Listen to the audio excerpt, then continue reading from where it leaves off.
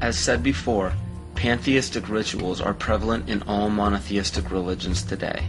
Circumcision is a pagan ritual, marking males in a ceremonial fashion.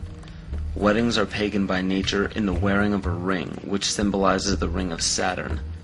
Funerals follow the same pagan-derived ritual when a sacred geometrical tomb is placed over a grave to embody and immortalize the spirit. Baptism is a ritual to submerge a child in holy water to symbolize the renewal of life, just as rain replenishes the earth. The Holy Grail filled with wine is a representation of the blood that comes from the birth canal during menstruation, not the blood of Christ. This ritual was taken over by the patriarchal society. Males could not give life as women do, so to symbolize a male giving life was to draw blood, which could only be done by injury. In ancient Egypt, the goddess Isis was the personification of wisdom. Pharaoh Akhenaten changed the worship to himself as he proclaimed himself Amun-Re, the sun god. The word Amen at the end of a prayer spawned from the praise given to Amun-Re. From there, the Hebrews left Egypt and traveled north into the Middle East, where they encountered the Canaanites, who worshipped the god of Saturn, El. The merging of these three gods became the name of the land today, which is known as Isis, Re, El, or Israel. 98% of Judaism is based around the worship of Saturn. And the sacred day of worship is Saturday. The worship practice on Sunday is originated from the Egyptians who worshipped the sun god. Most people simply pass these things off and never question their origins, but this just scratches the surface of the pagan influence over the present day. It is not just found in religions, it is found right here in our own backyard.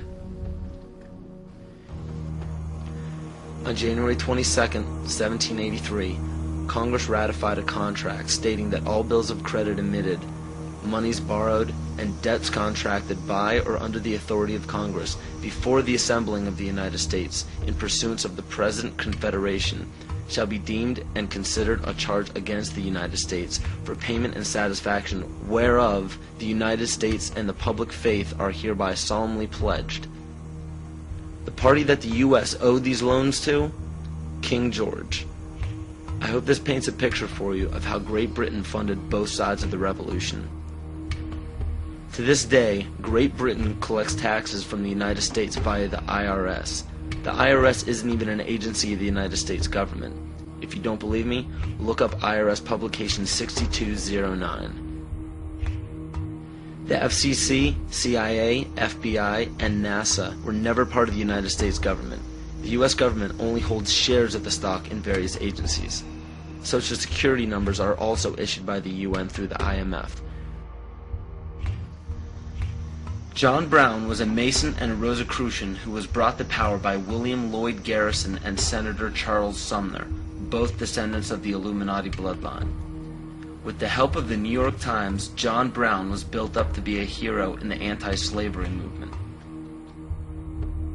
Ulysses S. Grant, former president, was born Hiram S. Grant.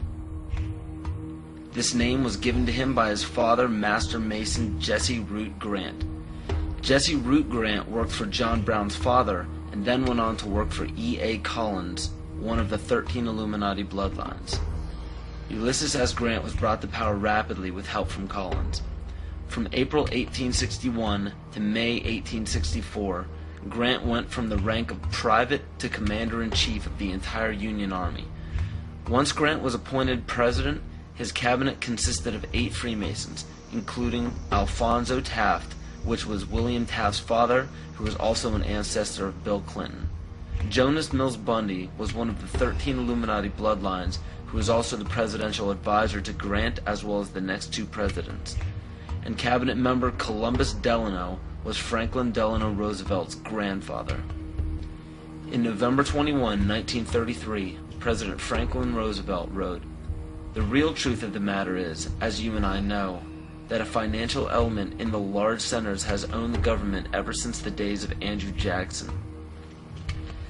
Abraham Lincoln's father was A.A. Springs, who was part of the Rothschild dynasty. Lincoln's half-brother worked for Louis Cass Pasteur in the Merovingian dynasty, which was the 13th Illuminati bloodline. Pasteur also owned Jekyll Island, which was where the Federal Reserve Bank was created. In the mid-1800s, Abraham Lincoln and the Whigs were trying desperately to keep Andrew Jackson from establishing a gold standard called the Independent Treasury System. Lincoln and his party fought to set up a central bank, making such public speeches as, "Under a gold and silver standard, all will suffer more or less, and very many will lose everything that renders life desirable."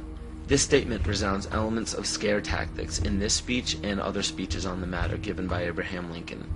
They give no real evidence or explanation. In the early 1900s, after a failed attempt for Woodrow Wilson to set up what was called the League of Nations following World War I, Wilson and his advisor, Colonel House, set up the Institute of International Affairs. This institute had two branches, one set up in England called the Royal Institute of International Affairs, and the Council on Foreign Relations was incorporated as the American branch in New York on July 29, 1921. Founding members include Colonel House, J.P. Morgan, John D. Rockefeller, and a few others.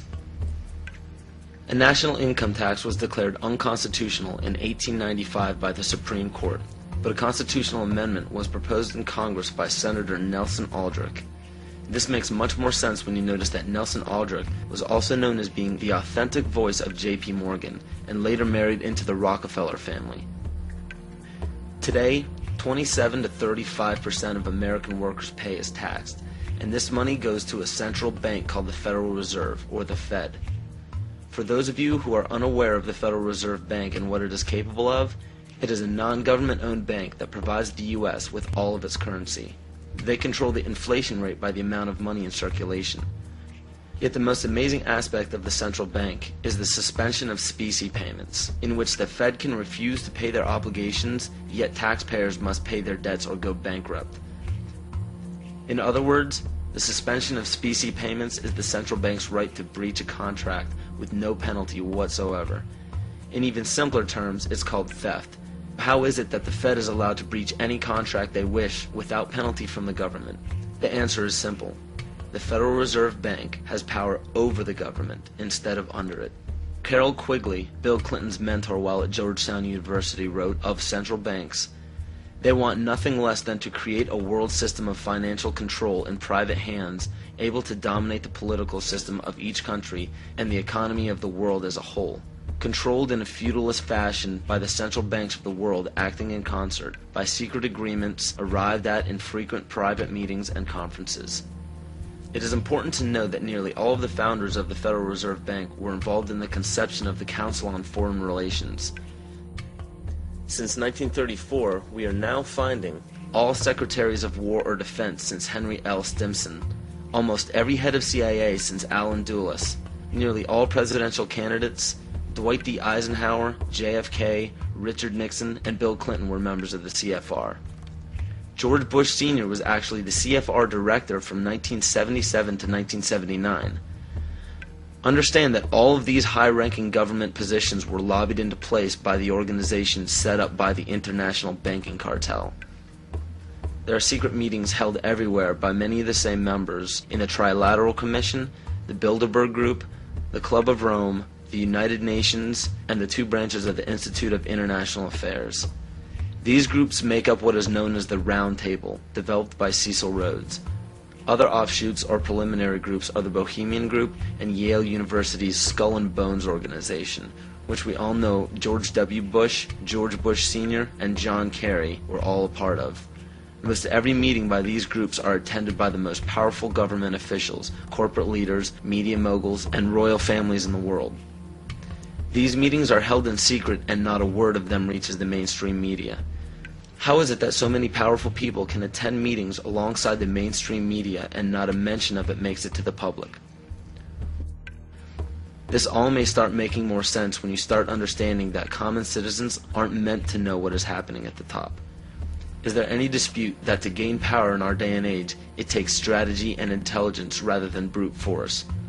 Logic will tell you that in any sport or game, to claim victory, you must keep your moves strategic and secret. Why would it be any different in global politics?